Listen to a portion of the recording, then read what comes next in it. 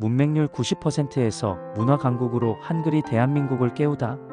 19세기 말 조선은 90%의 문맹률을 가진 나라였다. 세종대왕이 창제한 과학적이고 쉬운 문자, 훈민정음이 있었음에도 불구하고 지식인들은 한문만을 고집하며 지식을 독점했다. 이로 인해 한글은 외면받았고 백성들은 새로운 지식과 정보로부터 철저히 소외되었다. 하지만 이러한 어둠 속에서 한글의 가치를 재발견하고 조선의 근대화를 이끌어낸 선각자들이 나타났다. 일본인, 미국인, 그리고 조선의 개화파 지식인들이 바로 그들이다. 근대 한글을 위한 선각자들의 노력. 일본인 이노우에 가쿠고로와 한성순보. 1882년 일본에서 돌아온 수신사 박영효는 방문국이라는 출판 기관을 설립한다. 이때 일본인 이노우에 가쿠고로가 방문국 설립을 책임지게 된다. 그는 당시 일본의 지식인 후쿠자와 유키치의 제자로 그의 스승으로부터 한글의 가치를 인정하는 편지를 받고 한글 연구에 몰두한다. 처음 방문국에서 발행한 조선 최초의 근대 신문 한성순보는 순한문체였다. 하지만 이노우에는 한글의 편리함을 깨닫고 1886년 한성주보를 발행하며 최초로 국한문 혼용체를 사용하기 시작했다. 그는 당시 온건 개화파였던 김윤식에게 세종대왕이 정음을 제정한 성의를 받들어 혼용체를 써서 국가 영혼의 토대를 세우길 바란다고까지 주장했다.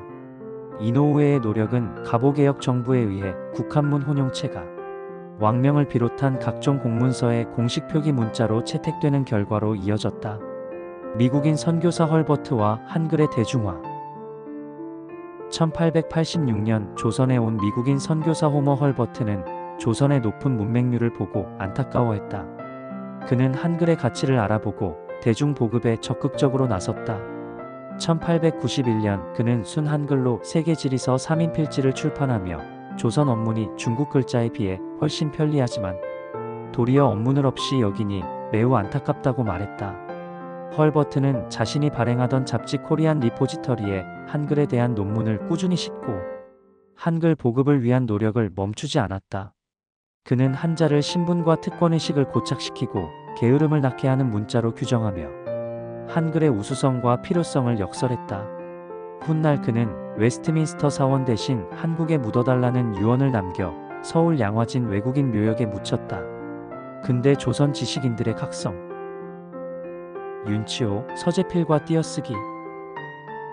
한글 근대화의 움직임은 외국인들뿐만 아니라 조선의 근대 지식인들에게도 영향을 미쳤다. 미국 유학파 출신인 윤치호는 1896년 헐버트의 잡지에 영문으로 한글의 띄어쓰기를 도입하자고 주장했다. 그는 띄어쓰기가 단어들을 분리시켜 문장의 뜻을 명확하게 해준다고 강조하며 한글의 가독성을 높여야 한다고 역설했다. 이러한 주장은 서재필에 의해 현실화되었다. 1884년 갑신정변 이후 미국으로 망명했던 서재필은 1896년 귀국해 독립신문을 창간했다.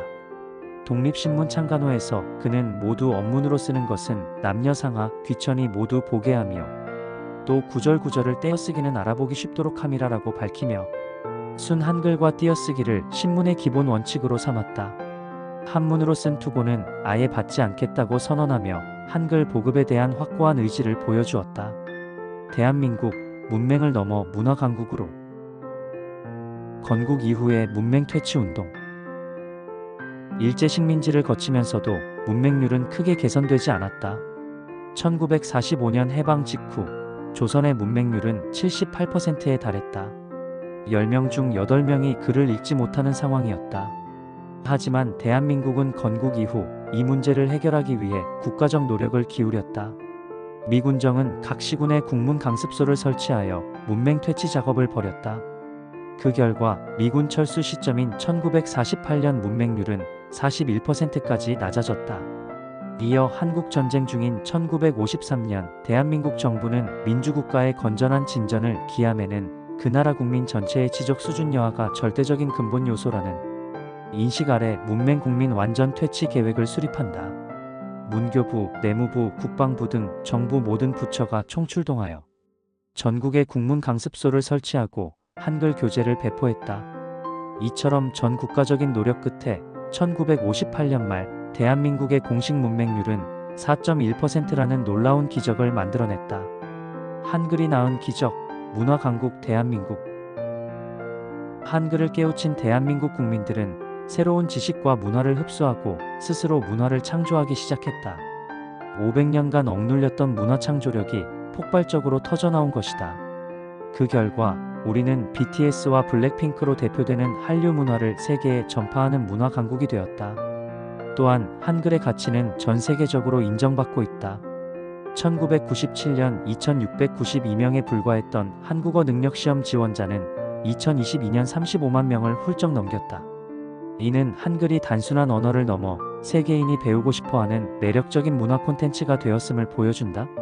한글 보급을 위해 노력했던 선각자들의 목표였던 대중의 각성과 신문물 습득이 마침내 현실이 된 것이다. 이는 기적이 아니라 문맹이라는 어둠을 뚫고 한글을 통해 빛을 찾아 나선 대한민국의 스스로 이룬 위대한 성과에 대해 우리는 자부심을 가져야 한다. 영상을 끝까지 감상해 주셔서 감사합니다.